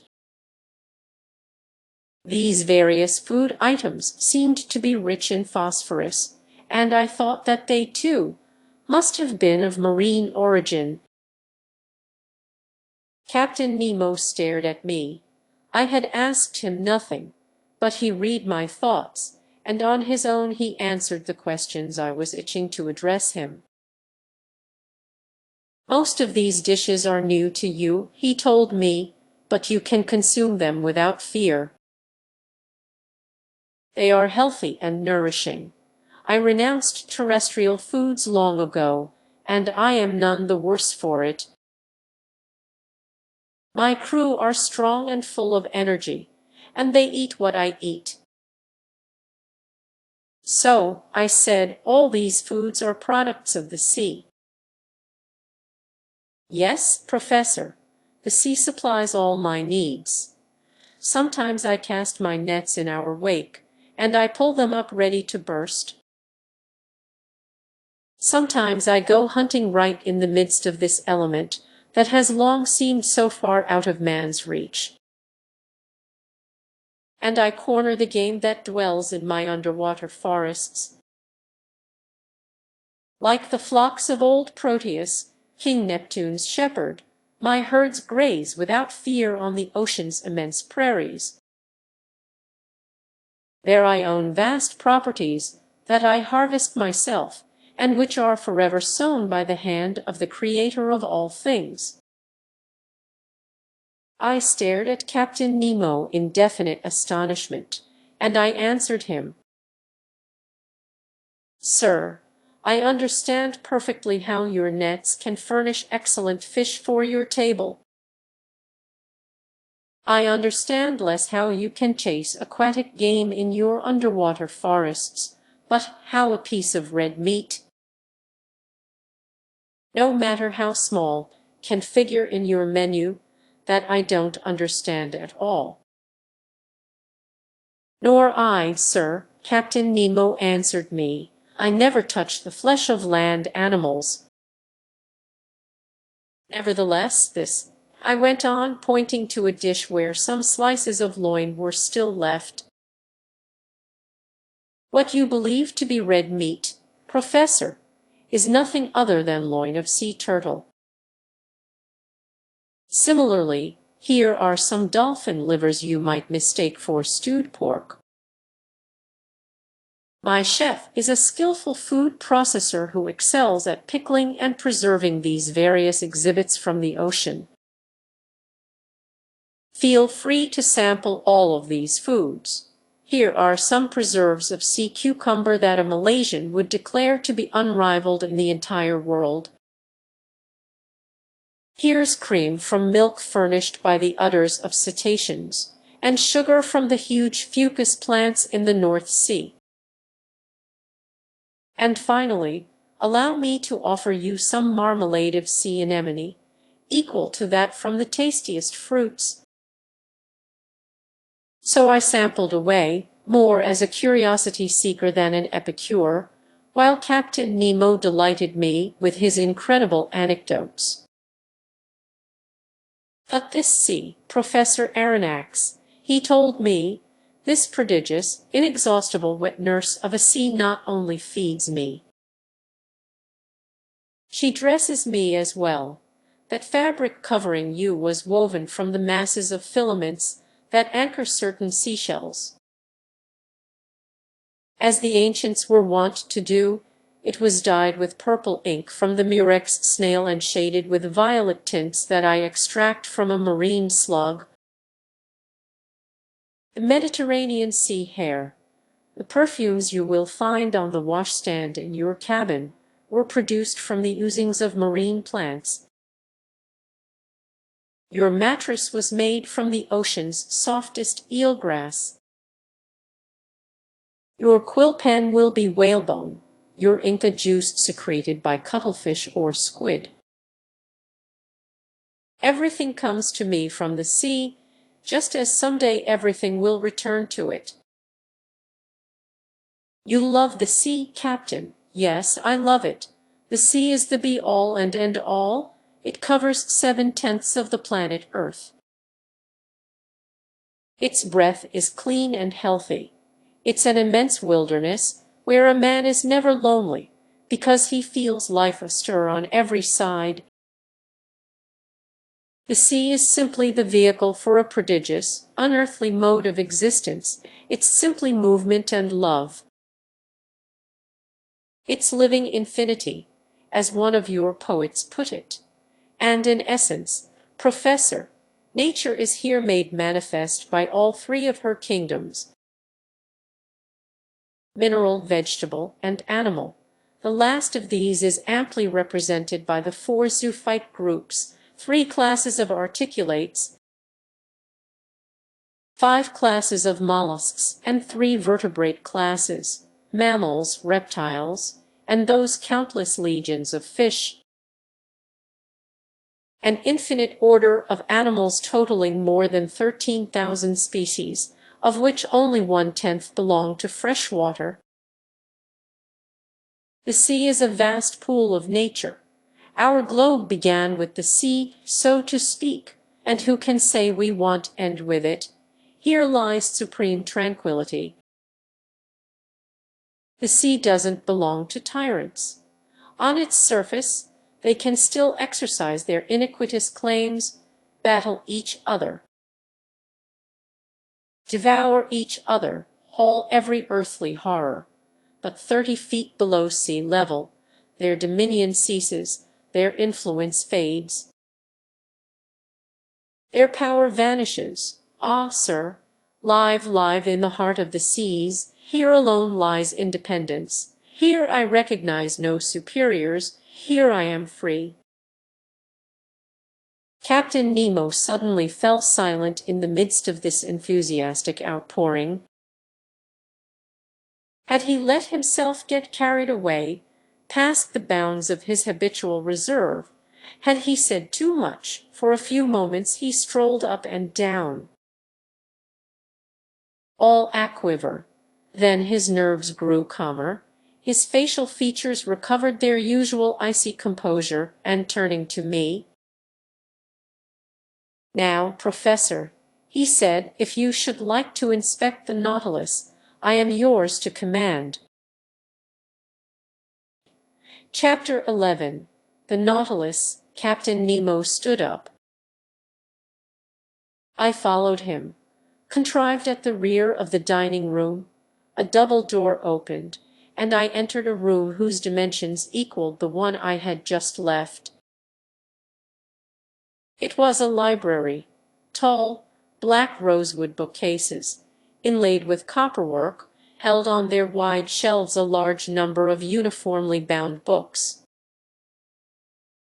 These furnishings followed the contours of the room, their lower parts leading to huge couches upholstered in maroon leather and curved for maximum comfort. Light, movable reading stands, which could be pushed away or pulled near as desired, allowed books to be positioned on them for easy study. In the center stood a huge table covered with pamphlets, among which some newspapers, long out of date, were visible. Electric light flooded this whole harmonious totality, falling from 4 frosted half-globes set in the scrollwork of the ceiling. I stared in genuine wonderment at this room so ingeniously laid out, and I couldn't believe my eyes. "Captain Nemo," I told my host, who had just stretched out on a couch, "this is a library that would do credit to more than one continental palace. And I truly marvel to think it can go with you into the deepest seas. Where could one find greater silence or solitude, Professor?" Captain Nemo replied. "Did your study at the museum afford you such a perfect retreat?" "No, sir, and I might add that it's quite a humble one next to yours. You own 6,000 or 7,000 volumes here, 12,000, Professor Aronnax. They are my sole remaining ties with dry land. But I was done with the shore the day my Nautilus submerged for the first time under the waters. That day, I purchased my last volumes, my last pamphlets, my last newspapers, and ever since I've chosen to believe that humanity no longer thinks or writes. In any event, Professor, these books are at your disposal, and you may use them freely." I thanked Captain Nemo and approached the shelves of this library. Written in every language, books on science, ethics, and literature were there in abundance, but I didn't see a single work on economics. They seemed to be strictly banned on board. One odd detail: all these books were shelved indiscriminately without regard to the language in which they were written. And this jumble proved that the Nautilus captain could read fluently whatever volumes he chanced to pick up. Among these books I noted masterpieces by the greats of ancient and modern times, in other words, all of humanity's finest achievements in history. Poetry, fiction, and science, from Homer to Victor Hugo, from Xenophon to Michelet, from Rabelais to Madame George Sand. But science, in particular, represented the major investment of this library. Books on mechanics, ballistics, hydrography, meteorology, geography, geology, etc., held a place there no less important than works on natural history. And I realized that they made up the captain's chief reading. There I saw the complete works of Humboldt, the complete Arago, as well as works by Foucault, Henry St. Clair Deville,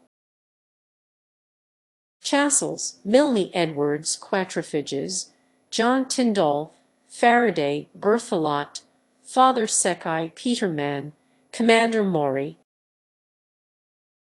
Louis Agassiz, etc., plus the transactions of France's Academy of Sciences, bulletins from the various geographical societies,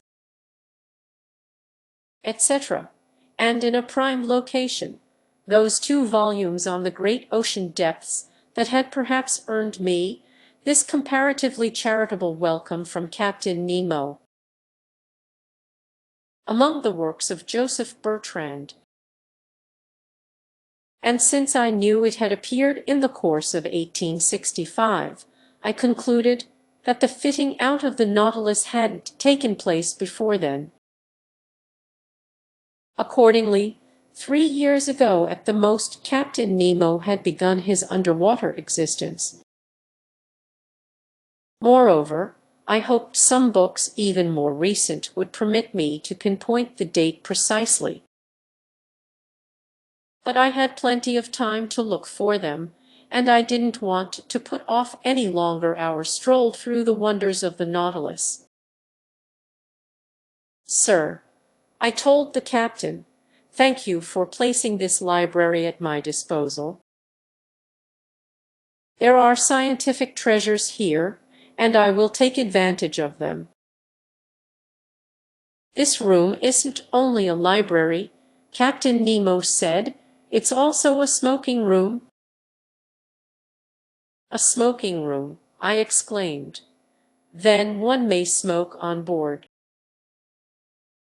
"Surely. In that case, sir, I am forced to believe that you've kept up relations with Havana." "None whatever," the captain replied. "Try this cigar, Professor Aronnax, and even though it doesn't come from Havana, it will satisfy you if you are a connoisseur." I took the cigar offered me, whose shape recalled those from Cuba, but it seemed to be made of gold leaf. I lit it at a small brazier supported by an elegant bronze stand, and I inhaled my first whiffs with the relish of a smoker who hasn't had a puff in days. "It's excellent," I said, "but it's not from the tobacco plant." "Right," the captain replied. "This tobacco comes from neither Havana nor the Orient. It's a kind of nicotine-rich seaweed that the ocean supplies me, albeit sparingly." "Do you still miss your Cubans, sir?" "Captain, I scorn them from this day forward." "Then smoke these cigars whenever you like, without debating their origin. They bear no government seal of approval, but I imagine they are none the worse for it." On the contrary, just then Captain Nemo opened a door facing the one by which I had entered the library, and I passed into an immense, splendidly lit lounge. It was a huge quadrilateral with canted corners, 10 meters long, 6 wide, 5 high. A luminous ceiling, decorated with delicate arabesques, distributed a soft, clear daylight over all the wonders gathered in this museum. For a museum it truly was, in which clever hands had spared no expense to amass every natural and artistic treasure, displaying them with the helter-skelter picturesqueness that distinguishes a painter's studio. Some 30 pictures by the masters, uniformly framed and separated by gleaming panoplies of arms, adorned walls on which were stretched tapestries of austere design. There I saw canvases of the highest value, the likes of which I had marveled at in private European collections and art exhibitions. The various schools of the old masters were represented by a Raphael Madonna, a Virgin by Leonardo da Vinci, a Nymph by Correggio, a Woman by Titian, an Adoration of the Magi by Veronese, an Assumption of the Virgin by Murillo, a Whole-Being Portrait, a Monk by Velázquez, a Marta by Ribera, a Village Fair by Rubens, 2 Flemish landscapes by Teniers, 3 little genre paintings by Gerard Dow, Metsu, and Paul Potter, 2 canvases by Géricault and Prudhon, plus seascapes by Bakhuysen and Vernet. Among the works of modern art were pictures signed by Delacroix, Ingres, Decamps, Troyon, Masonier, Daubigny, etc., and some wonderful miniature statues in marble or bronze. Modeled after antiquity's finest originals, stood on their pedestals in the corners of this magnificent museum. As the Nautilus commander had predicted, my mind was already starting to fall into that promised state of stunned amazement. "Professor," this strange man then said, "you must excuse the informality with which I receive you, and the disorder reigning in this lounge." "Sir," I replied, "without prying into who you are, might I venture to identify you as an artist?" "A collector, sir, nothing more. Formerly I loved acquiring these beautiful works created by the hand of man. I sought them greedily, ferreted them out tirelessly, and I've been able to gather some objects of great value. They are my last mementos of those shores that are now dead for me. In my eyes, your modern artists are already as old as the ancients."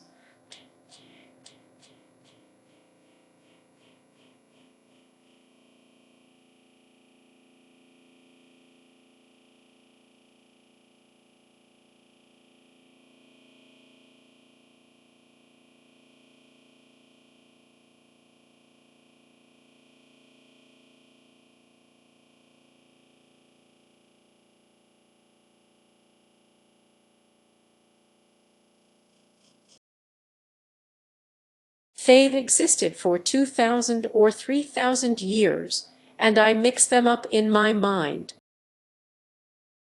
The masters are ageless. What about these composers?" I said, pointing to sheet music by Weber, Rossini. "Mozart, Beethoven, Haydn, Meyerbeer, Aichrold, Wagner, Auber, Gounod, Victor Mass, and a number of others scattered over a full-size piano organ, which occupied one of the wall panels in this lounge." "These composers," Captain Nemo answered me, "are the contemporaries of Orpheus, because in the annals of the dead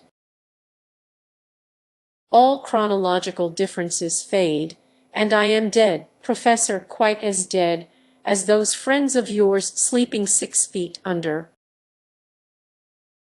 Captain Nemo fell silent and seemed lost in reverie. I regarded him with intense excitement, silently analyzing his strange facial expression. Leaning his elbow on the corner of a valuable mosaic table, he no longer saw me, he had forgotten my very presence. I didn't disturb his meditations but continued to pass in review the curiosities that enriched this lounge.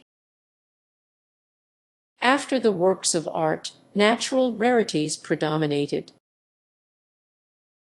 They consisted chiefly of plants, shells, and other exhibits from the ocean that must have been Captain Nemo's own personal finds. In the middle of the lounge, a jet of water, electrically lit, fell back into a basin made from a single giant clam. The delicately festooned rim of this shell, supplied by the biggest mollusk in the class Acephala, measured about 6 meters in circumference.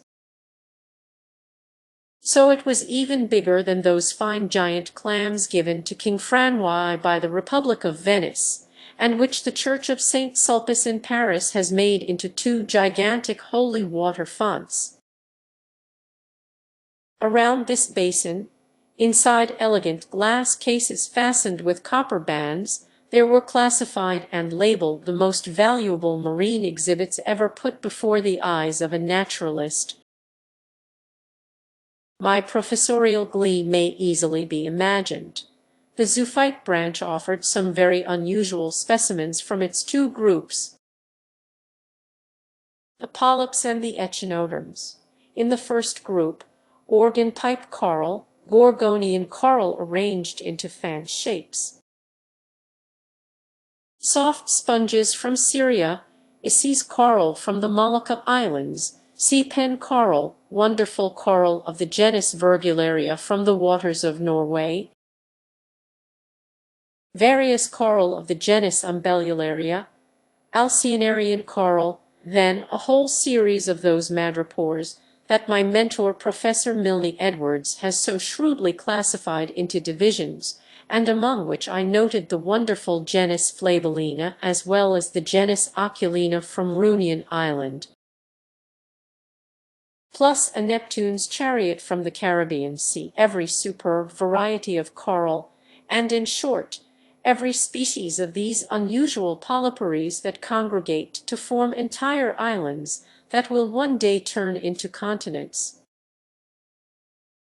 Among the echinoderms notable for being covered with spines, starfish, feather stars, sea lilies, free-swimming crinoids,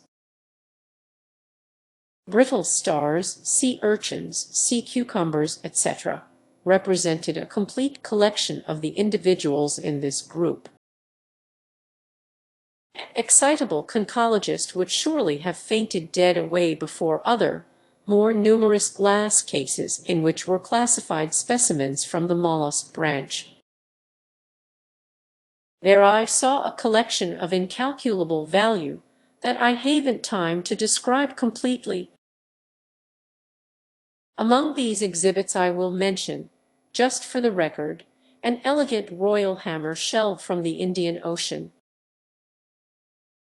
whose evenly spaced white spots stood out sharply against a base of red and brown. An imperial spiny oyster, brightly colored, bristling with thorns, a specimen rare to European museums, whose value I estimated at 20,000 francs, a common hammer shell from the seas near Queensland, very hard to come by. Exotic cockles from Senegal, fragile white bivalve shells that a single breath could pop like a soap bubble. Several varieties of watering pot shell from Java, a sort of limestone tube fringed with leafy folds and much fought over by collectors. A whole series of top shell snails, greenish-yellow ones fished up from American seas, others colored reddish-brown, that patronize the waters off Queensland, the former coming from the Gulf of Mexico and notable for their overlapping shells, the latter some sun carrier shells found in the southernmost seas. Finally, and rarest of all, the magnificent spurred star shell from New Zealand, then some wonderful peppery furrow shells. Several valuable species of Cythera clams and Venus clams, the Trellis Wenteltrap snail from Tranquebar on India's eastern shore, a marbled turban snail gleaming with mother-of-pearl, green parrot shells from the seas of China, the virtually unknown cone snail from the genus Coenodilus, every variety of cowrie used as money in India and Africa, a glory of the seas, the most valuable shell in the East Indies, finally, common periwinkles, Delphinula snails, turret snails, violet snails, European cowries, volute snails, olive shells, mitre shells, helmet shells, murex snails, whelks, harp shells, spiky periwinkles, triton snails, horn shells, spindle shells, conch shells, spider conch, limpets, glass snails, sea butterflies, every kind of delicate, fragile seashell that science has baptized with its most delightful names. Aside and in special compartments, strings of supremely beautiful pearls were spread out, the electric light flecking them with little fiery sparks, pink pearls pulled from saltwater fan shells in the Red Sea, green pearls from the rainbow of Ballon, yellow, blue, and black pearls, the unusual handiwork of various mollusks from every ocean and of certain mussels from rivers up north. In short, several specimens of incalculable worth that had been oozed by the rarest of shellfish. Some of these pearls were bigger than a pigeon egg. They more than equaled the one that the explorer Tavernier sold the Shah of Persia for 3,000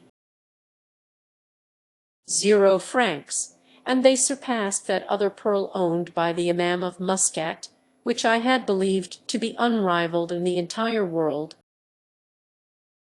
Consequently, to calculate the value of this collection was, I should say, impossible.